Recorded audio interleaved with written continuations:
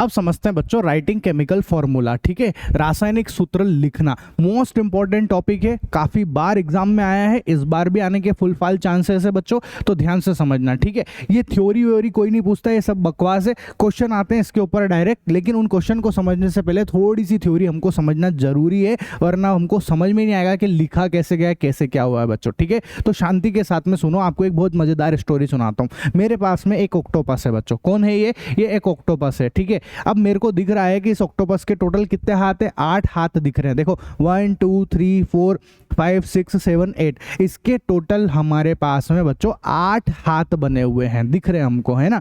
अब मेरे को ये बोला कि भैया एक टास्क दिया गया है कि आपको इस ऑक्टोपस के 8 हाथों को पकड़ना है। ठीक है, तो कितने इंसान लगेंगे बताओ, कितने मनुष्यों की जरूरत लगेगी इसके अंदर, बताओ कितने व्यक्ति लगेंगे, जल्दी से बता दो मेरे को, कितने लोग लगेंगे।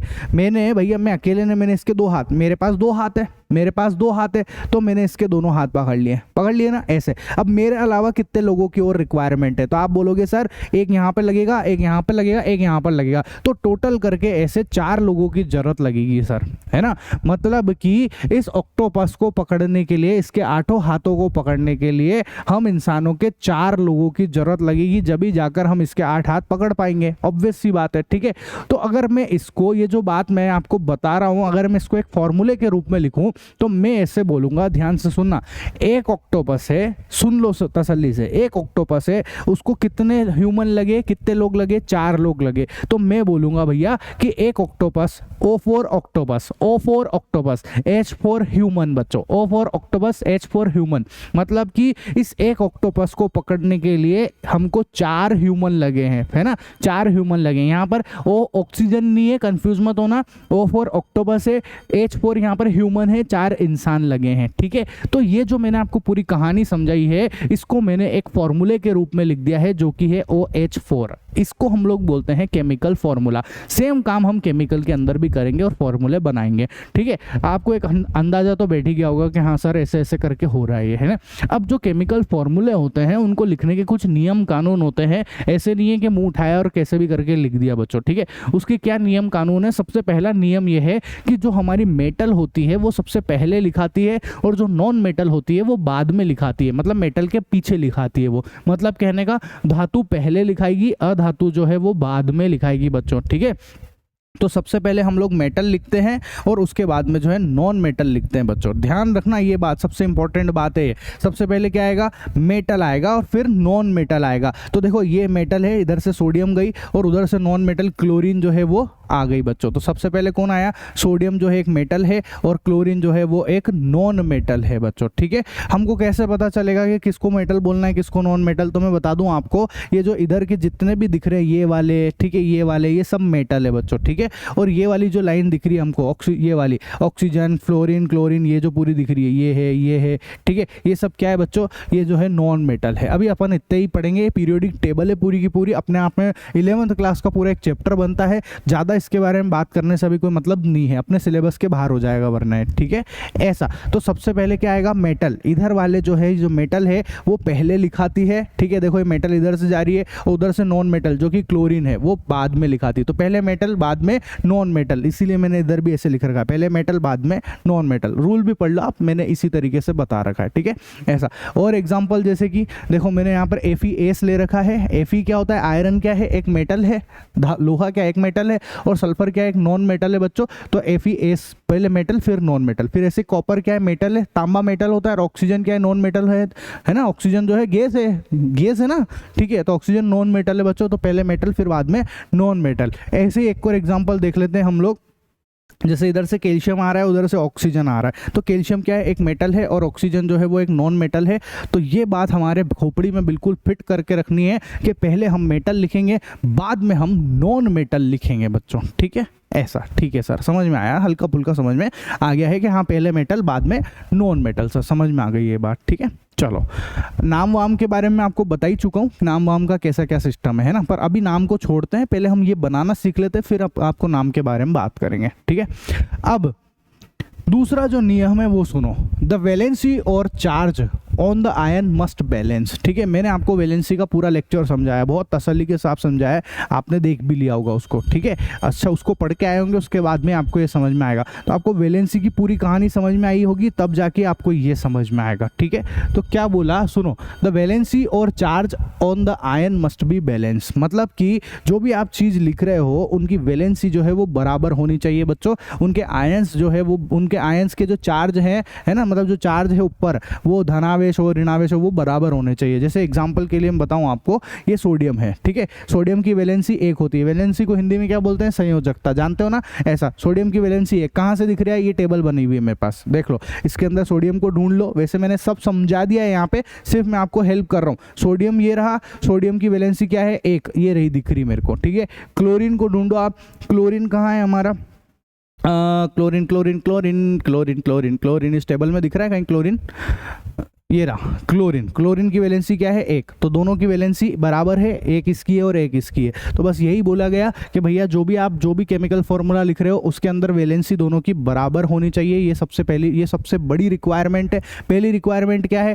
पहले भैया सबसे पहले मेटल आएगा, उसके बाद नॉन मेटल आएगा। दूसरी रिक्वायरमेंट क्या है? इन दोनों की वैलेंसी बराबर होनी चाहिए, या इनके ऊपर जो चार्ज है उनका जो वैल्यू है वो बराबर होना चाहिए। मतलब दोनों के ऊपर एक जैसा चार्ज होना चाहिए। एक चार्ज, एक प्लस इधर है तो एक माइनस इधर होना चाहिए, ये कहने का मतलब है यहाँ पर। ठीक है, अच्छा सर, जैसे एक और एग्जांपल देखो, कार्बन डाइऑक्साइड CO2। कार्बन की वैलेंसी 4 है, ऑक्सीजन की वैलेंसी 1 ऑक्सीजन की 2 होती है, तो 2 ऑक्सीजन की 4 हो गई, तो 2 दूना 4 दोनों का बराबर है। ठीक है, कहाँ से पता चल रहा है वैलेंसी का? ये रहा बच्चों, ये पूरा का पूरा ये टेबल कहाँ से आई है? पिछला वीडियो आपने बहुत अच्छे से देखा होगा, नहीं देखा है तो पहले उसको भैया तसल्ली से देख के, अगर आपने वीडियो को स्किप कर दिए हैं तो मामला बिगड़ जाएगा आपका। वीडियो को स्किप तो बिल्कुल भी मत करना, मैं बता रहा हूँ सब चीज़ें जुड़ी हुई है, सब गड़बड़ हो जाएगा। तो अगर आपने स्किप कर करके देखा है तो पूरा वीडियो पहले तसल्ली से देखो, तब जाके आपको ये सब चीज़ें समझ में आएगी, वरना दिमाग खराब हो जाएगा कि ये टेबल कहाँ से आई है आपकी। ठीक है, ऐसा।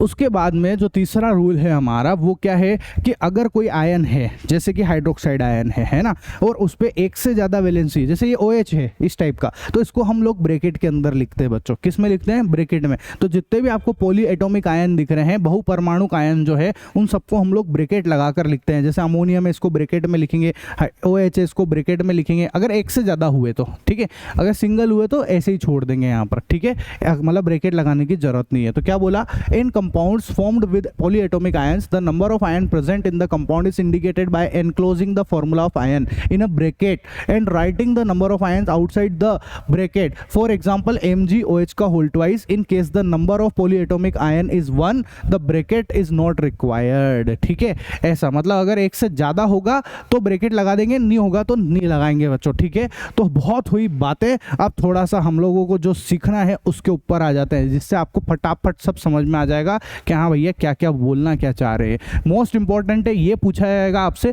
कोई नियम कानून नहीं पूछते, फालतू की चीज़ें कुछ नहीं पूछते, जो पूछते वो यहाँ से पूछते बच्चों। ठीक है, ये इंपॉर्टेंट बात है, ध्यान से सुन लेना। क्या बोला? फॉर्मूले ऑफ सिंपल कंपाउंड, है ना, सिंपल कंपाउंड के फॉर्मूले। ठीक है, तो देखो एक सेकंड यहाँ से, है ना, ये भी सब कहानी है, पढ़ लो आप, आराम से पढ़ लेना ये सारी की सारी चीज़ें। ठीक है, मेरे को तो जो समझाना है वो ये है ना। तो जैसे मेरे को भैया सबसे पहले लिखना है, एक फॉर्मूला बनाना है मेरे को, सिंबल बनाना। ठीक है, तो मैंने क्या करा, जैसे एक हाइड्रोजन लिया। ठीक है, क्या लिया? एक हाइड्रोजन लिया, और हाइड्रोजन का जो है मैंने क्लोरीन के साथ में मेरे को केमिकल फॉर्मूला बनाना है। हाइड्रोजन का क्लोरीन के साथ में एक केमिकल फॉर्मूला बनाना है बच्चों। ठीक है, तो कैसे बनाएंगे? सबसे पहले हम लोग हाइड्रोजन की वैलेंसी लिखेंगे। हाइड्रोजन की वैलेंसी 1 होती है तो 1 लिख दिया, क्लोरीन की वैलेंसी 1 होती है तो 1 लिख दिया। कैसे पता चल रहा है कि 1-1 होती है? ये रही वो टेबल जो जिसके बारे में बात कर, बिना वैलेंसी टेबल के तो आप कुछ कर ही नहीं पाओगे। ठीक है, तो हाइड्रोजन की वैलेंसी लिख दी, क्लोरीन की वैलेंसी लिख दी। अब क्या करना है, ये वाला जो नंबर है इसको हमको उधर भेज देना है, क्लोरीन के नीचे भेजना है, क्लोरीन के नीचे क्रॉस मल्टीप्लाई करना है, और इस वाले नंबर को हमको इधर भेजना है बच्चों। ठीक है, तो इन दोनों को हम लोग जो है क्लोरीन एक दूसरे के नीचे भेजेंगे। यहाँ पर देखो ये मैंने भेज दिया बच्चों। ठीक है, तो हमारे पास क्या बन के आया? हमारे पास बन के आ गया HCl। ठीक है, आप सोच रहे होंगे सर HCl क्यों बोला आपको, तो इसको H1Cl1 बोलना चाहिए, तो 1 लिखने की जरूरत नहीं होती है बच्चों। ठीक है, 1 लिखने की जरूरत नहीं होती है, इसलिए ऐसा किया है। तो हमारे पास एक फॉर्मूला बन के आया है हाइड्रोक्लोराइड। क्या आया बच्चों? हाइड्रोजन क्लोराइड भी बोल सकते हो या हाइड्रोक्लोराइड भी बोल सकते हो, एक ही बात है। ठीक है, ऐसा, तो ये हमारे पास में एक केमिकल फॉर्मूला बन के आ गया है और वो किससे मिलकर बना हुआ है, हाइड्रोजन और क्लोरीन से मिलकर बना हुआ है। एक और एग्जांपल लेते हैं, जैसे मेरे को जो है हाइड्रोजन और सल्फर का जो है मेरे को एक केमिकल फॉर्मूला बनाना है, हाइड्रोजन और सल्फर से एक केमिकल फॉर्मूला। तो हाइड्रोजन की जो वैलेंसी है वो कितनी है बच्चों, वो 1 है। सल्फर की वैलेंसी कितनी होती है, वो है 2 बच्चों। कहाँ से याद है मेरे को, कैसे याद हो रही है, ये टेबल याद कर रखी है बच्चों मैंने, आपको भी करनी पड़ेगी, धीरे धीरे याद हो भी जाएगी। क्या करना है, इसको इसके नीचे, इसको इसकी टांग के नीचे, इसको इसकी टांग के नीचे। तो दोनों कैसे लिखेंगे बच्चों, देखो ये दोनों गए एक दूसरे की टांग के नीचे। अब यहाँ से हम लोग लिख देंगे H2S। क्या लिखेंगे, H2S। H2S 1 लिखने की जरूरत नहीं होती है, ठीक है। तो ये बन गया हमारा हाइड्रोजन सल्फाइड। क्या बन गया बच्चों, हाइड्रोजन सल्फाइड बन गया है। मैं आपको बता चुका हूँ ये सारी चीज़ें कि अगर ऑक्सीजन पीछे लिखा होता है, सुन लो, अगर क्लोरीन पीछे लिखा हुआ आता है तो इसको हम लोग क्लोराइड बोलते हैं, है ना। अगर सल्फर पीछे लिखा हुआ आता है तो इसको हम लोग सल्फाइड बोलते हैं।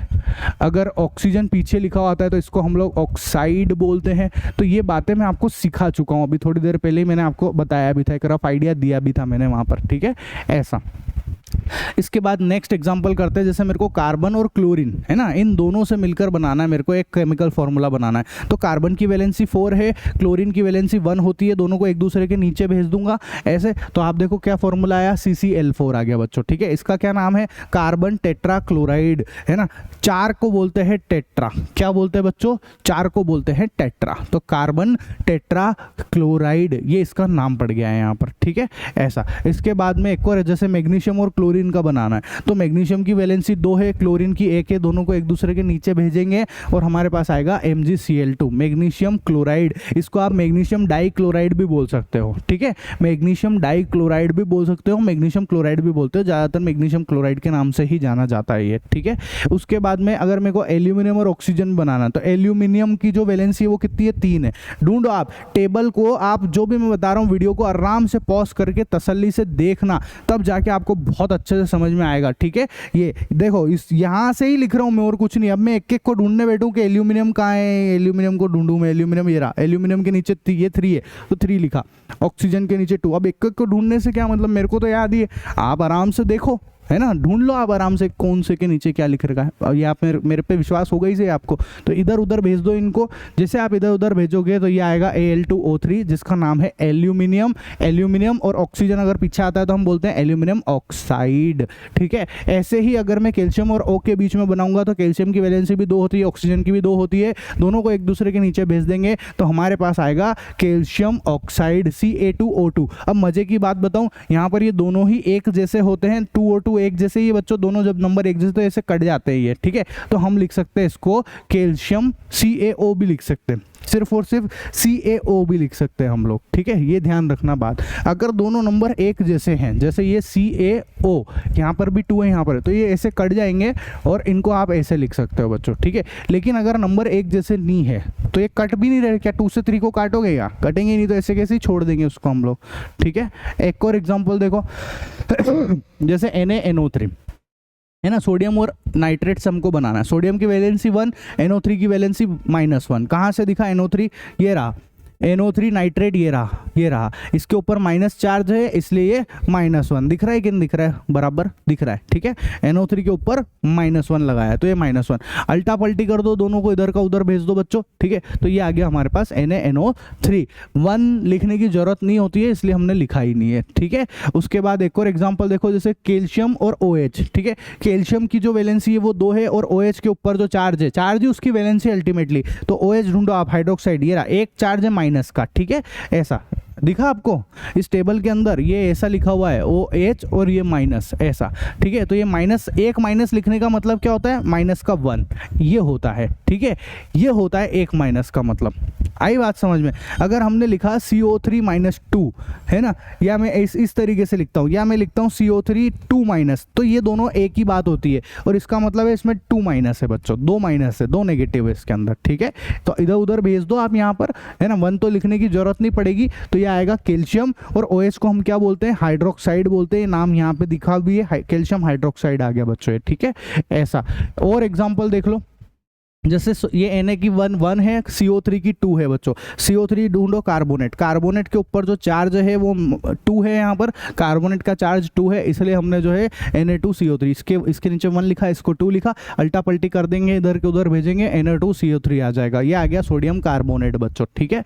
और ऐसे ही यहाँ अमोनियम की 1 थी, अमोनियम के नीचे 1, सल्फेट के नीचे 2, कहाँ से आ रहा है ये अमोनियम का 1 कहाँ से आया, ढूंढो। अमोनियम का +1 है, +1 चार्ज लिखा हुआ है, पढ़ो टेबल के अंदर क्या लिखा हुआ है, NH4+ लिखा हुआ है, NH4। अगर एक प्लस लिखा हुआ मतलब 1 लिखना है नीचे, ठीक है। ऐसे ही SO4 जो दिख रहा है उसके वहाँ पर देखो आप, SO4 पे जो है -2 लिखा हुआ है, इसका मतलब SO4 के नीचे जो है 2 लिखना है बच्चों हमको, तो मैंने 2 लिख दिया यहाँ पे। अल्टा पल्टी कर देंगे तो ये आ जाएगा NH4 का होल ट्वाइस और ये SO4। क्या पढ़ते हैं इसको, NH4 का होल ट्वाइस। देखो अब एक से ज़्यादा आ रहे हैं तो ब्रैकेट लगा लिया हमने, है ना, एक से ज़्यादा आ रहे हैं तो ब्रैकेट लगाए हैं यहाँ पर, ठीक है, ऐसा।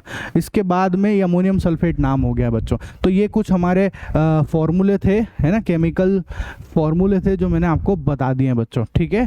अब हमारा जो नेक्स्ट टॉपिक आता है वो आता है मॉलिक्यूलर मास, आणविक द्रव्यमान। बहुत आसान है, मैंने आपको एक टेबल बताई थी यहाँ पर कि हाइड्रोजन का जो मास है वो 1 होता है, कार्बन का 12 होता है, नाइट्रोजन का 14 होता है, ऑक्सीजन का 16 होता है ना। उसके अलावा सल्फर का जो है 32 होता है, मैग्नीशियम का 24, सोडियम का 23, ठीक है, कैल्शियम का 40, क्लोरीन का 35.5। ये टेबल मोस्ट इंपॉर्टेंट है, इसको याद करे बिना ये हो ही नहीं सकता, ये हो ही नहीं सकता, तो इसको तो याद करना ही पड़ेगा अपने को, ठीक है, ऐसा। तो अब देखो हमसे क्वेश्चन पूछा गया बच्चों कि जो H2 है इसका मोलिकुलर मास बता दो।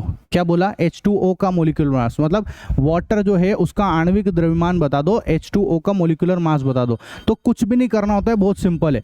कितने हाइड्रोजन है, 2 हाइड्रोजन है, तो 2 तो पहले लिख दो, ठीक है। एक हाइड्रोजन का जो मास है वो कितना है, 1 है बच्चों। कहाँ से आया, ये रही टेबल, ये रही हाइड्रोजन, एक हाइड्रोजन का 1, तो 2 थी तो 2 से मल्टीप्लाई कर दिया, प्लस एक ऑक्सीजन का मास कितना है बच्चों, देखो टेबल में 16, तो ये हो गया 2 + 16 कितना आ गया, 18, तो ये आंसर आ गया 18 बच्चों, ठीक है। तो ये 18 लिख दिया हमने, है ना। मास की यूनिट मैं आपको बता चुका हूँ, मास की यूनिट होती है एटॉमिक मास यूनिट, जिसको हम लोग शॉर्टकट में यू भी लिख देते हैं बच्चों, यूनिफाइड मास। ये सारी चीजें हम लोग आपको पढ़ा चुके हैं, सब समझा चुके हैं आपको, ये सारा का सारा, ठीक है, ऐसा। इसके बाद में फिर आता है हमारा HNO3, है ना। HNO3 का हमको मास, अपने को मोलिकुलर मास बताना है, आणविक द्रव्यमान बताना है। तो कैसे बताएंगे HNO3 के लिए, बताओ। H, एक हाइड्रोजन का कितना होता है, 1 होता है सर, है ना। कहाँ से आ रहा है, टेबल से आ रहा है सर। नाइट्रोजन का कितना है सर, 14 होता है, ठीक है। एक ऑक्सीजन का 16 होता है। यहाँ पर टोटल कितनी है, 3 है, तो 3 से मल्टीप्लाई कर देंगे। जब हम इसको जोड़ेंगे, जोड़ना उड़ना तो आता ही है, 1 + 14 और ये इसको मल्टीप्लाई कर दो, ये 48 है। जब इसको हम जोड़ेंगे तो हमारे पास 63 आ जाएगा, और यू लगाना जरूरी है, ठीक है, ऐसा। तो ये आया। उसके बाद NaCl, एक Na का सोडियम का कितना है बच्चों, 23 है। एक क्लोरीन का कितना बताया, 35.5 है। कहाँ से आ रहा है, इसी टेबल में से। दोनों को जोड़ लोगे कितना आएगा, 58.5 आ जाएगा। यू लगाना जरूरी है, यूनिफाइड मास यूनिट है वो उसकी, ठीक है, ऐसा। तो ये सिंपल सा है। अब आप समझ के होंगे कि अच्छा बिना इस टेबल के तो कुछ होने वाला नहीं है बच्चों, ठीक है। बताओ, एक कैल्शियम का कितना है, कैल्शियम का लिख रखा है 40, है ना। एक कैल्शियम का कितना है, 40, ठीक है। क्लोरीन का कितना है बच्चों, एक क्लोरीन का होता है 35.5, तो 2 क्लोरीन है तो 2 से मल्टीप्लाई कर दो, सॉल्व करोगे तो कितना आ जाएगा, 111 आ जाएगा बच्चों, ठीक है, ऐसा। आई समझ में बात, कोई दिक्कत है। इसी के साथ में हमारा जो ये टॉपिक है, हमारा जो चैप्टर है वो ख़त्म होता है बच्चों। अगर आपको वीडियो पसंद आया हो तो हमारे चैनल को सब्सक्राइब कर लेना, इंस्टाग्राम पर जाकर फॉलो कर लेना। अगर आपको लाइव क्लासेस पढ़नी है, नोट्स चाहिए, प्रिंटेड नोट्स चाहिए सारे के सारे, तो आप लोग जो है प्रिंटेड नोट्स भी, कलरफुल नोट्स की बात कर रहा हूँ, अगर आपको वो सभी चीज़ें चाहिए बच्चों तो जल्दी से जाओ हमारी लाइव क्लासेस ज्वाइन करो। हमारी एप्लीकेशन आई कोचिंग को डाउनलोड कर लो प्ले स्टोर से, ठीक है। प्ले स्टोर पर जाओ और आई कोचिंग को डाउनलोड कर लो जल्दी से, और अपनी पढ़ाई को आसान बनाओ। हमारी साल भर की जो फीस है बच्चों, मैथ्स और साइंस दोनों सब्जेक्ट की, वो सिर्फ और सिर्फ 999 रुपए है, yearly charges, only yearly fees है ये, ठीक है। पूरे साल भर की पढ़ाई, जिसमें मैं आपको मैथ्स भी पढ़ा रहा हूँ और जिसमें मैं आपको साइंस भी पढ़ा रहा हूँ बच्चों, ठीक है। जिसमें मैं लाइव क्लासेस, रिकॉर्डेड लेक्चर, ठीक है, सारे नोट्स, प्रिंटेड नोट्स, PDF उसकी, सारे डाउट्स हम लोग सोल्व करवा के देंगे, पूरी एक्सरसाइज करवा के देंगे। सारी की सारी सुविधाएं आपको मिलेगी सिर्फ और सिर्फ 999 रुपए में बच्चों। तो जल्दी से जाओ और अपनी पढ़ाई को आसान बनाओ बच्चों। मिलते हैं हम हमारे नेक्स्ट वीडियो के अंदर, तब तक के लिए टाटा बाय बाय।